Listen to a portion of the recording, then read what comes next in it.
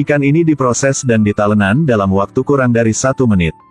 Kepala ikan masih bernafas tapi badannya sudah dipotong menjadi 24 bagian. Pelanggan bahkan menyalakan sebatang rokok untuknya. Lihat, makarel ini tahu cara merokok. Ini adalah toko salad ikan. Pelanggan menikmati makanan. Dan ikan hanya bisa menonton dengan dagingnya sendiri masuk ke perutnya. Setiap kali pelanggan datang untuk memilih ikan, mana yang pintar akan berenang kembali dan berpura-pura mati. Hanya ikan kembung ini yang sangat aktif. Tentu saja itu dipilih oleh pelanggan. Tapi pemiliknya tahu itu ikan baru jadi dia tidak menjualnya. Tapi diam-diam berubah ke yang lain. Melihat rekan-rekannya akan dibunuh secara brutal, dia ketakutan. Jadi aku memejamkan mata dan menusuk hidungku dan ingin keluar dari sini. Ikan yang lain semua merasa tidak normal. Bahkan memberinya julukan padak. Mereka tidak mengerti mengapa padak melakukan ini. Bagaimanapun, adalah ikan yang dibudidayakan. Bisa hidup sampai sekarang sudah bersyukur. Mereka tidak tahu bahwa padak berasal dari laut besar. Ia memiliki keinginan yang kuat untuk kebebasan. Setiap malam, semua berbaris untuk menjemput bos mereka. Satu halibut bersembunyi di bawah lubang drainase keluar. Sepertinya memiliki mulut yang terdistorsi. Mata ganas. Melihat padak bergoyang-goyang gak mau diam. Dia kemudian menamparkan padak 1 kali. Kemudian dia menggunakan aturannya untuk mengajari padak bertahan hidup di tempat ini. Padak pingsan dengan tamparan membuat ikan yang lain sangat senang. Lagi pula, berpura-pura mati masih merupakan aturan implisit. Ketika padak bangun, hari sudah pagi. Pemiliknya melemparkan ikan yang sekarat ke dalam akuarium. Ini adalah makanan mereka. Lihatlah mata lapar sesama. Padak merasa sangat takut. Ikan itu masih meminta bantuan. Dia ditarik ke saluran pembuangan. Harus digunakan oleh bos flounder terlebih dahulu. Ketika kembali ke akuarium, ia sudah hilang 2 mata. Darah langsung berceceran. Merangsang nafsu makan ikan lain. Mereka bergegas untuk merobek. Hanya padak yang berdiri diam. Dia tidak dapat menerima kanibalisme untuk bertahan hidup. Padak kemudian melemparkan dirinya keluar dari air dengan sekuat tenaga. Jadi dia melompat keluar dari tangki ikan. Semua ikan tersentak kaget. Padak terus melompat ke tanah. Dia melihat laut besar tepat di depan matanya. Tapi jarak pendek itu sangat jauh untuk itu. Pada akhirnya bos masih tahu. Kemudian mengambilnya dan melemparkannya kembali ke tangki ikan. Sekarang padak kelelahan dan kelelahan. Tapi pelarian ini telah mencapai dasar hati ikan mas. Dia juga rindu untuk pergi ke laut besar. Tapi flounder besar pernah memberitahu mereka. Laut sangat berbahaya. Lebih aman di akuarium. Padak langsung bilang bohong. Malam ke padak dan ikan mas mencari cara untuk melarikan diri. Adegan ini dilihat oleh flounder. Rasanya kekuatannya ditantang. Lalu menyerang padak dengan ganas. Karena sudah tua, jadi tubuhnya tidak gesit. Menusuk diri sendiri dengan mimisan.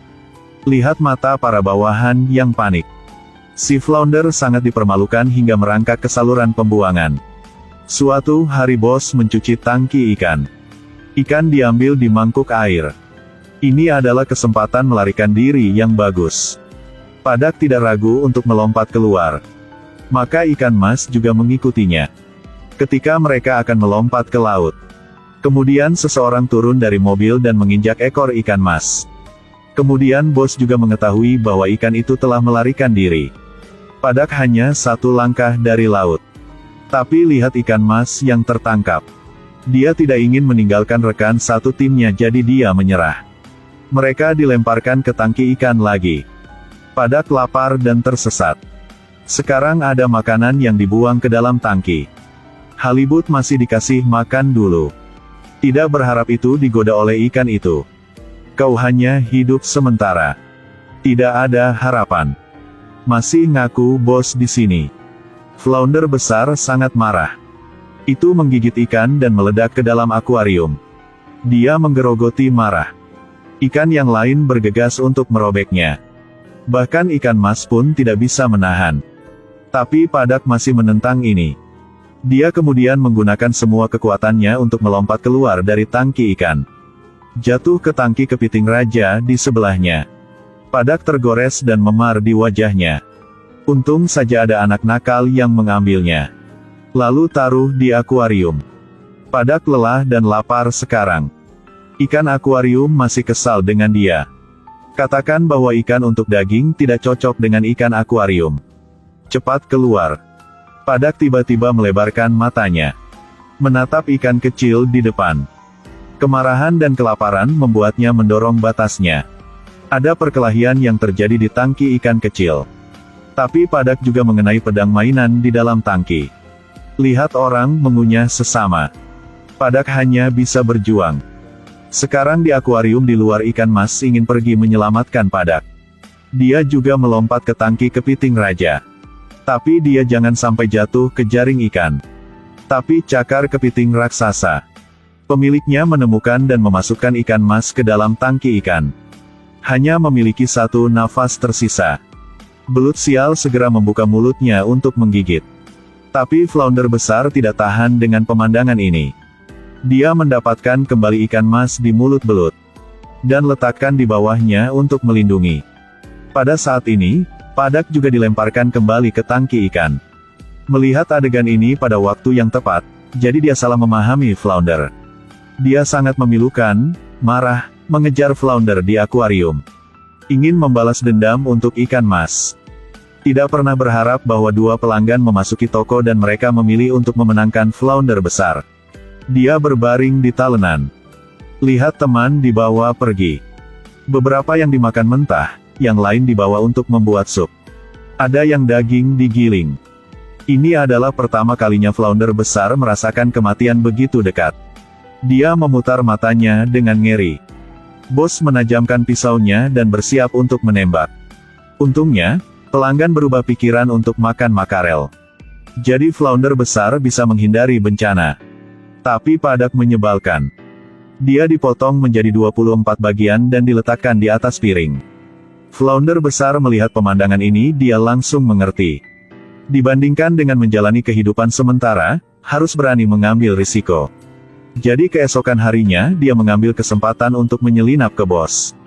Lalu melompat keluar dari tangki ikan.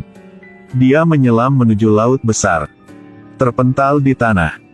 Tapi kecepatannya mencoba yang terbaik tidak bisa menandingi langkah kaki manusia. Diinjak pemiliknya dan dipaksa masak sop. Tapi bos flounder tidak pernah menyerah. Dia mengeluarkan duri. Ini adalah potongan pedang mainan dari tubuh Padak. Bos itu ditusuk di tangan, lalu dia tanpa sadar melepaskan. Flounder besar jatuh langsung ke laut. Hanya dengan begitu ia baru tahu apa itu kebebasan sejati. Tapi sayangnya tidak ada lagi Padak dan ikan mas. Film ini sangat realistis. Tangki ikan kecil tapi seperti dunia tempat kita tinggal. Apakah manusia tidak seperti itu? Terikat oleh rantai emas. Buka mata dan melihat banyak bahaya dan kesulitan. Tapi ada banyak cara. Melanjutkan tidur terlihat sangat aman, tapi berbahaya. Terima kenyataan. Atau ambil semua keberanian untuk mengejar kebebasan dan impian di hati. Pilihan selalu ada di tangan kita.